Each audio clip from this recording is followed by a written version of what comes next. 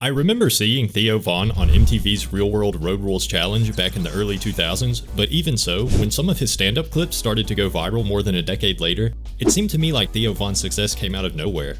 Sure, he was on a few seasons of a popular reality TV show a long time ago, but I hadn't seen him at all other than that.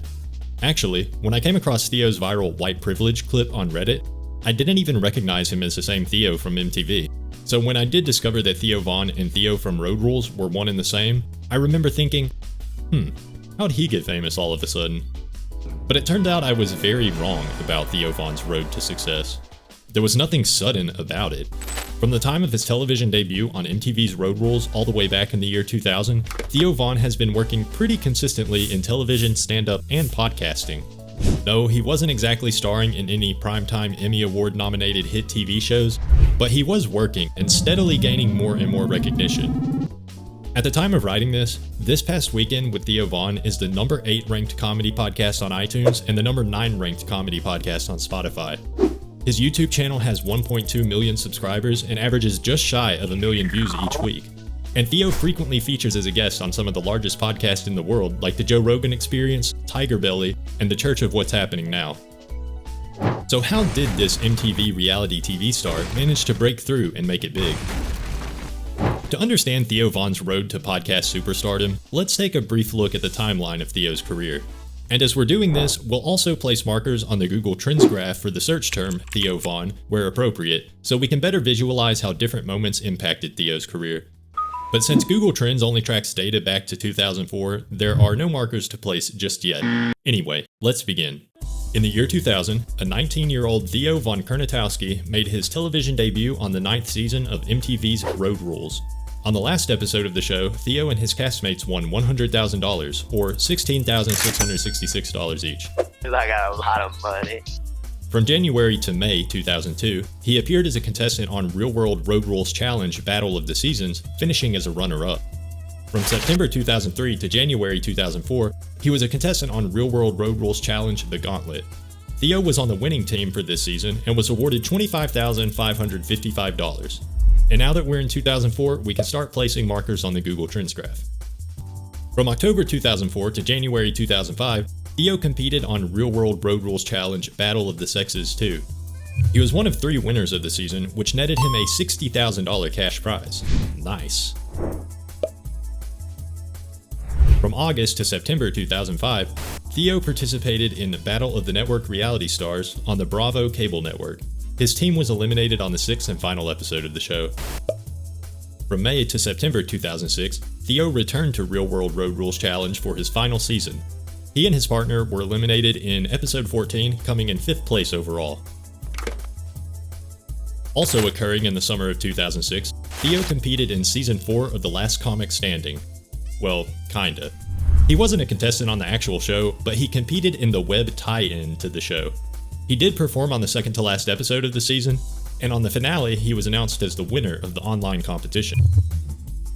I can't find Theo's name on any credits dating to 2007, but I assume he was probably busy networking and honing his craft in stand-up during this time because he did have a lot going on in 2008. From March to April 2008, Theo was a committee member on the ABC Family reality TV show America's Prom Queen. Then, in June 2008, Theo Von's stand-up was featured on an episode of Comedy Central's Live at Gotham. From July to September 2008, Theo was a contestant on Comedy Central's Reality Bites Back. This was the last reality competition show that Theo took part in, and what's also interesting about this show is that all of the contestants were stand-up comedians, not reality TV stars and not random people. Theo Von was featured alongside the likes of Bert Kreischer, Amy Schumer, and Donnell Rawlings. It's clear that by this point, Theo was beginning to be recognized for his comedic talents rather than just being known as a reality TV star. By the way, Theo was the final winner of the competition, and he was awarded $50,000. For those that haven't been keeping up, that means that throughout every reality TV show Theo ever competed in, he won a total of $152,221. Not too shabby. Anyways, throughout 2009, 2010, and 2011, Theo would periodically post videos to his YouTube channel, which he seemed to be using as a portfolio of sorts at the time. He posted several stand-up clips from various clubs throughout the country, so he must have been hard at work on the road focusing on stand-up. But he also did a couple of commercials, including a 4-part web series advertising Armor All. It's pretty weird. It's like The Office, but the whole thing is an advertisement for Armor All. Anyway, he also started a website, cranktext.com, where he would post screenshots of text conversations he had by texting random numbers.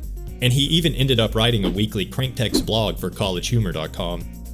Theo also started his first podcast in 2011, a show called The Comedy Sideshow. It was short-lived with only 23 episodes, but he did have some notable guests like Adam Devine and Steve-O. Moving on. In February 2012, it was announced that Theo would be taking over as host of Yahoo's web series Primetime in No Time, which he continued to host until sometime in 2014. In June of 2012, Theo was featured on Comedy Central's Half Hour, and we can see that this corresponds with the largest spike on the Google Trends graph we've encountered so far. Starting in July 2013, Theo hosted a hidden camera game show on TBS called Deal With It. Each episode of the show would feature Theo alongside celebrity guests as they directed contestants through an earpiece to do increasingly outlandish things in front of their date in the hopes of winning cash prizes. The show ran for 3 seasons, ending in December 2014. Theo also made some appearances on various television shows around this time. Just to name a few, he was on Chelsea Lately in 2012, Larry King Now and The Arsenio Hall Show in 2013, and Last Call with Carson Daly in 2014. In 2015, Theo launched a new podcast called Allegedly with Theo Von and Matthew Cole Weiss. The show premiered in July 2015 and ran for 179 episodes, with the final episode releasing in July 2018. I don't know how popular Allegedly was. Each episode featured a celebrity guest, and the show clearly had a high production value, but I'd never heard of it while it was running. Anyway, looking at the Google Trends graph, we can see that Theo's popularity really started to take off on an upward trajectory around February or March 2016. Why? Well, on February 26, 2016, Theo Von's first hour-long Netflix special, No Offense, was released. The special garnered mixed reviews, but even so, having a special on Netflix is a huge deal for a stand-up comedian, so there's no doubt that this was a monumental moment in Theo Von's career. On December 19th, 2016, the first episode of This Past Weekend with Theo Von debuted on Theo Von's YouTube channel.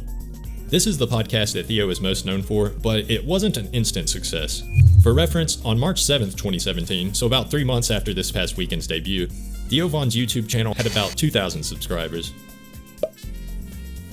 It's funny, we talked about how Theo Von hosted a cable TV game show for 3 seasons, how he had his own Netflix special and all his various other credits, but all of that pales in comparison to what came next.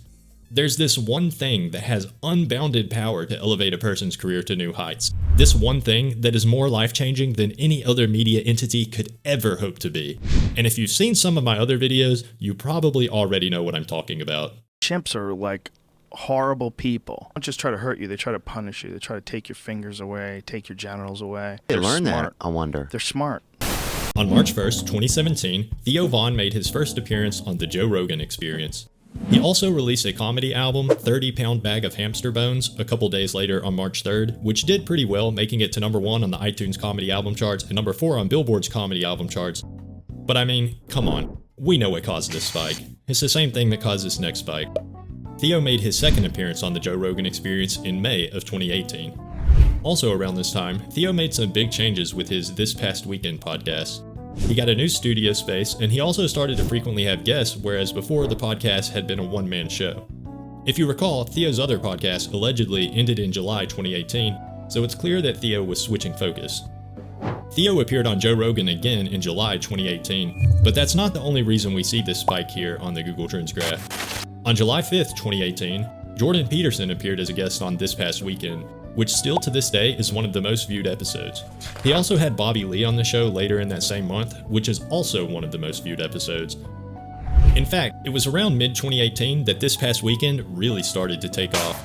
Quite a few episodes from this period of time currently have over 1 million views on YouTube, and if we look at the channel subscriber count over time, we can see that Theo Von had 23,000 subscribers in January 2018, and by October 2018 he had 184,000 subscribers. And just look at this graph. Theo Von's YouTube subscriber growth has not slowed down a bit since then. If anything, the rate of growth has only increased. It was also in 2018, specifically in May, that This Past Weekend first made it onto the iTunes Top 100 podcast charts.